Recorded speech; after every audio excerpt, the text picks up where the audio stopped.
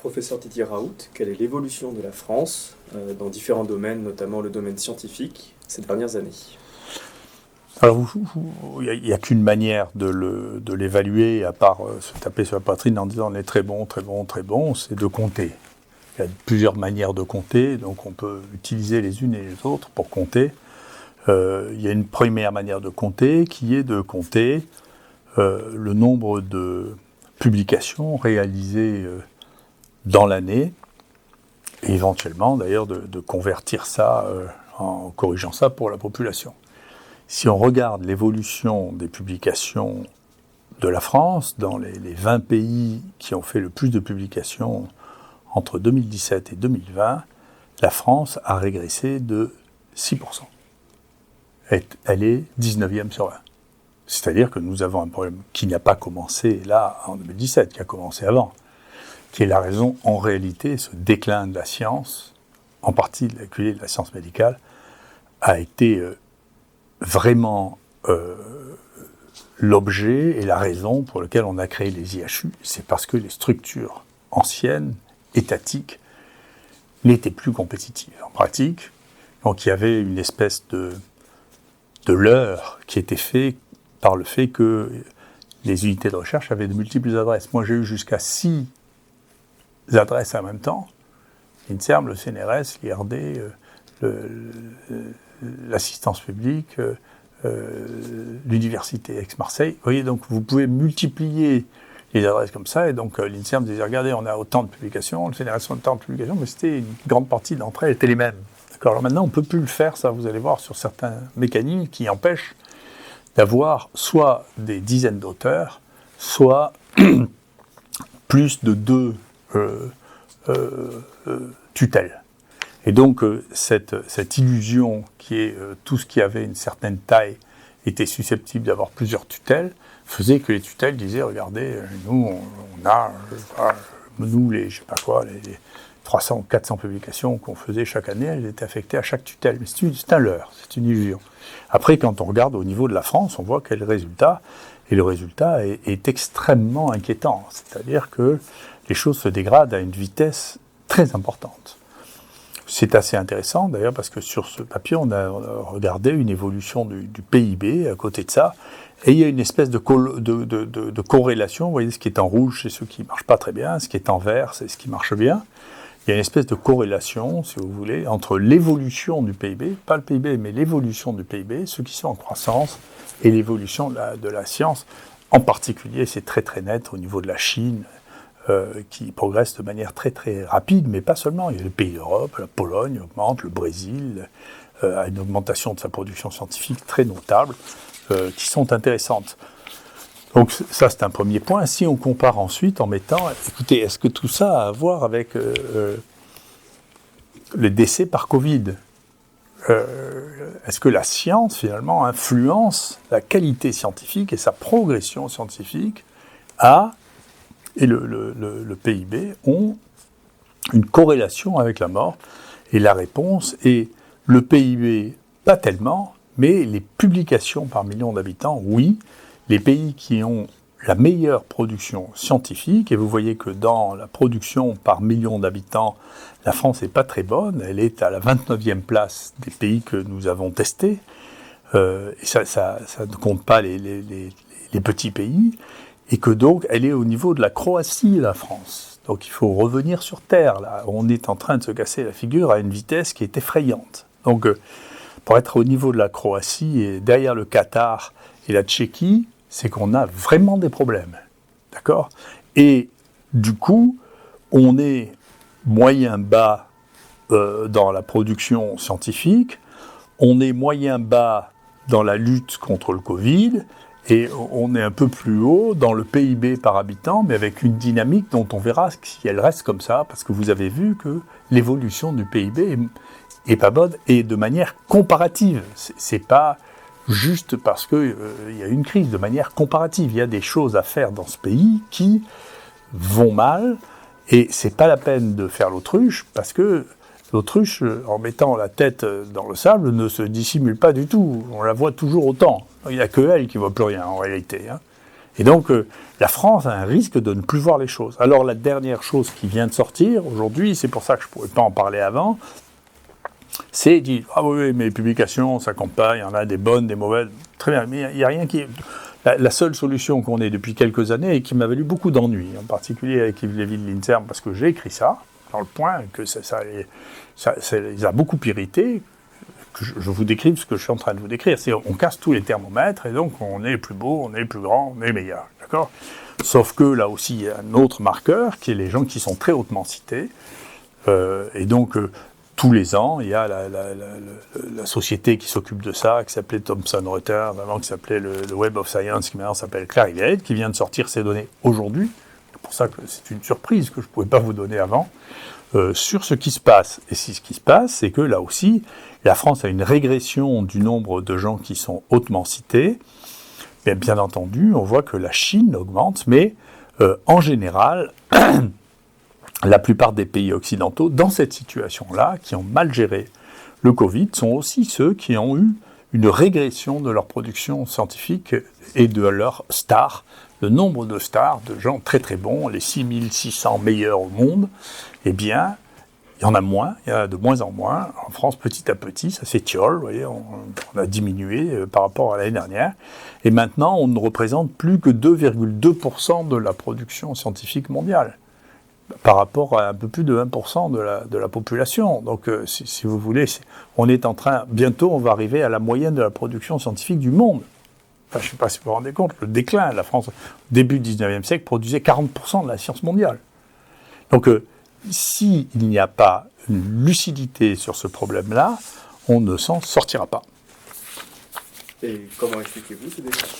Ah ben, nous, on le vit, ça, puisque je vais vous montrer, nous, dans ce classement, je vais vous montrer ce que nous, on fait.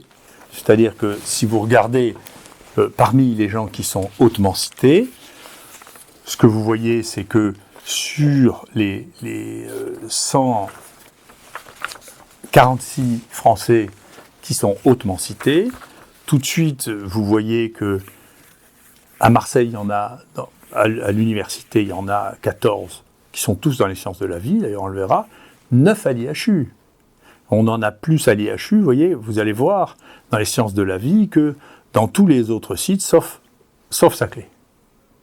Tous les autres sites. Donc si on regarde dans les sciences de la vie, il n'y en a plus que 86 dans les sciences de la vie, plus de 10% sont dans l'IHU, vous voyez, 14 dans l'université Aix-Marseille, rien qu'à nous seuls dans les sciences de la vie, on fait plus que Lyon. Les seuls qui en fassent plus que nous, c'est Saclay. C'est les seuls, d'accord, en France. Et on est tout petit. Et donc, si vous regardez, très bien, mais le Covid, alors le Covid, vous regardez, ça c'est pareil, c'est sorti du Web of Science, tout ça c'est des choses qui sont accessibles à tout le monde. Si vous regardez, qui c'est les 5 premiers Français qui ont cité, alors le chien est à cheval entre la Belgique, c'est un ORL, très bon, hein, à cheval sur la Belgique et la France, sinon vous regardez, les premiers sont là, vous voyez, ils sont tous ici.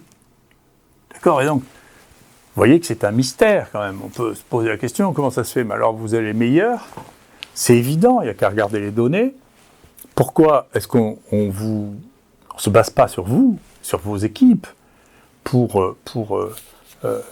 dans cette situation, plutôt que de nous harceler? Là, on va avoir la semaine prochaine une mission de la santé associée à la recherche, associée aux médicaments, pour venir, qui est une mission hostile. Il ne faut pas vous inquiéter, on se défendra contre. Mais vous voyez, le monde ne marche pas comme ça. Le monde marche, l'évolution, ça marche par l'imitation des meilleurs. Ça ne marche pas par la haine des meilleurs. Parce que si on est les meilleurs, on ne peut pas progresser. La seule manière de progresser, c'est de regarder ceux qui font le mieux et de dire « je veux faire pareil ». Mais là, ils ne nous envoient pas une mission pour dire « écoutez, puisque ça marchait si bien, on va faire pareil ». Non, c'est parce que ça marchait si bien, on va essayer de vous détruire. On nous a envoyé un directeur général qui a commencé à essayer de tout envoyer en l'air. Les gens s'immiscent maintenant pour savoir est-ce qu'on va réussir à trouver un autre directeur qui aura la même philosophie que l'ensemble du pays, c'est-à-dire ce déclin affreux. C'est ça l'enjeu. Donc l'enjeu, si ce pays veut retrouver une certaine dignité, il faudra bien qu'il se mette à aimer les gens qui font bien. D'accord ? Quel que soit leur tempérament, leur caractère, c'est pas la question. La question, c'est de bien faire. D'accord ? Moi, je comprends bien que pour être ministre, vous voyez, ça c'est le ministre de la Santé, ça c'est le ministre de la Recherche. Je comprends bien que pour être ministre, on n'a pas besoin de faire de science. Hein, pas de science du tout. D'accord ? Mais il ne faut pas qu'ils en tirent une amertume vis-à-vis de ceux qui sont la science au meilleur niveau du pays, quand même. On ne met pas des gens en place au ministère de la Recherche, au ministère de la Santé, pour qu'ils détestent ceux qui produisent le plus de tout le pays dans le domaine de la santé, dans le domaine de la recherche. Il faut faire attention et il faut avoir des contre-feux. Ces choses sont arrivées, souvent, nous c'est possible qu'on ait été partiellement protégés par le président, comme le président avait protégé Jean Dossé, qui était prix Nobel, et que l'INSERM avait foutu dehors.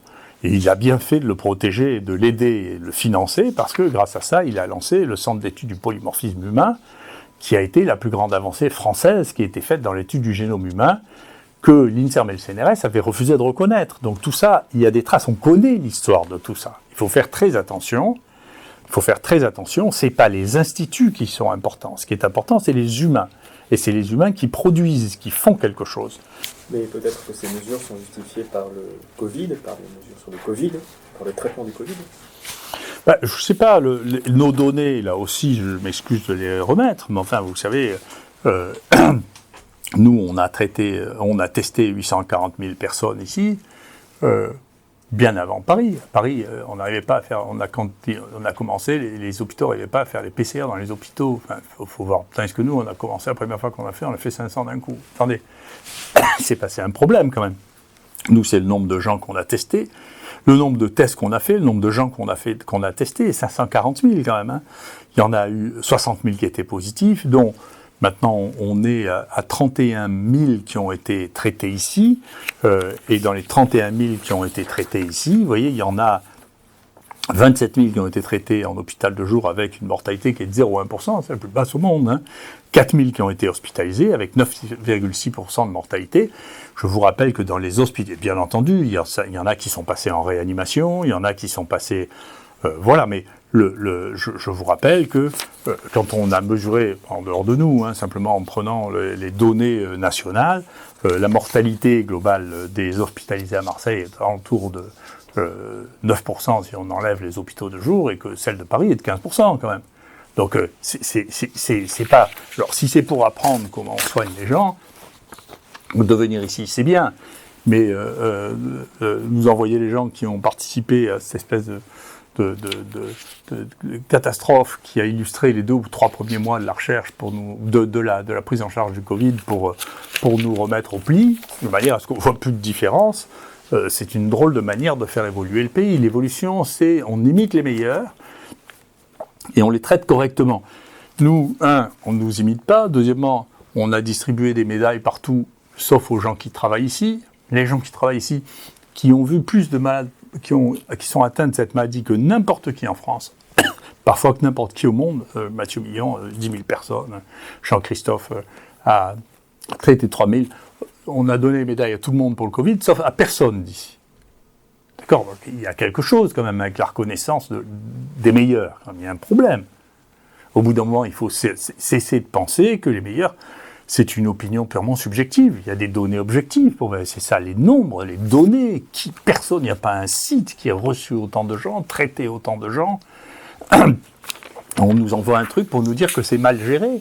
Enfin, c'est quand même absolument extraordinaire, ça. Vous savez, quand on veut vous tuer dans la recherche, moi j'ai l'habitude depuis 25 ans, ça fait longtemps que j'irrite les gens. C'est quand on dit tout va bien, mais la gouvernance, c'est pas ça. Alors la gouvernance, il dit, mais il y a quelqu'un de vous qui a déjà fait ce que moi j'ai fait dans sa vie. Il y a quelqu'un qui a gouverné, qui a fait construire un bâtiment de 27 000 m² spécialisé, qui l'a gouverné, qui a eu des résultats de cette nature-là, pour que vous vouliez m'expliquer maintenant comment on fait. Maintenant que je m'en vais, vous allez m'expliquer, écoutez, c'est pas ça qu'il fallait faire, en dépit de tous vos résultats. Mais ce pays marche sur la tête. C'est pas étonnant, si vous voulez, que on ait un déclin aussi brutal que ça. Ce déclin, c'est la jalousie.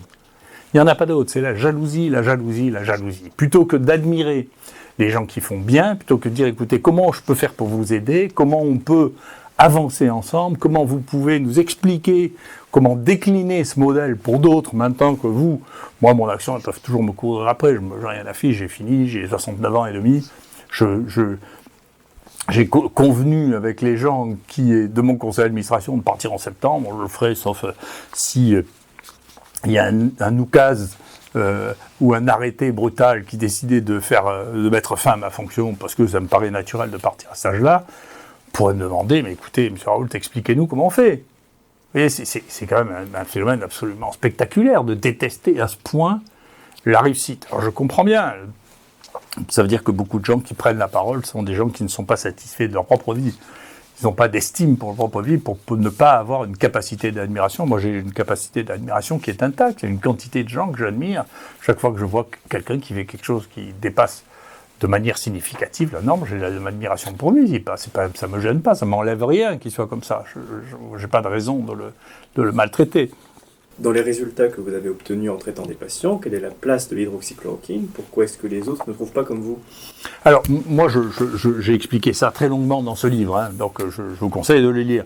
Les autres, ça n'est pas vrai que les autres ne trouvent pas comme nous. C'est que, si vous voulez, j'ai essayé d'expliquer ça en présentant un tour de carte, si vous voulez, pour vous expliquer que quand vous avez ces chiffres bruts, vous pouvez les tripoter dans un sens ou dans un autre, de manière à sortir de l'analyse des chiffres bruts et faire dire à votre étude ce que vous voulez. Donc, moi j'ai regardé avec mon collègue Mathieu Millon, voyez-vous, pour que on regarde les données réelles, c'est-à-dire la mortalité des gens dans les 4 études françaises qui ont été publiées en dehors de nous, puisque nous, on a toujours trouvé que ça marchait, et bien et de faire une méta-analyse là-dessus. Si on fait une méta-analyse sur les données brutes, la résultante des méta-analyses des 4 études qui ont été faites en France, en dehors de nous, montre qu'elles sont en faveur de l'hydroxychloroquine. Les 4. D'accord? Donc c'est pas vrai.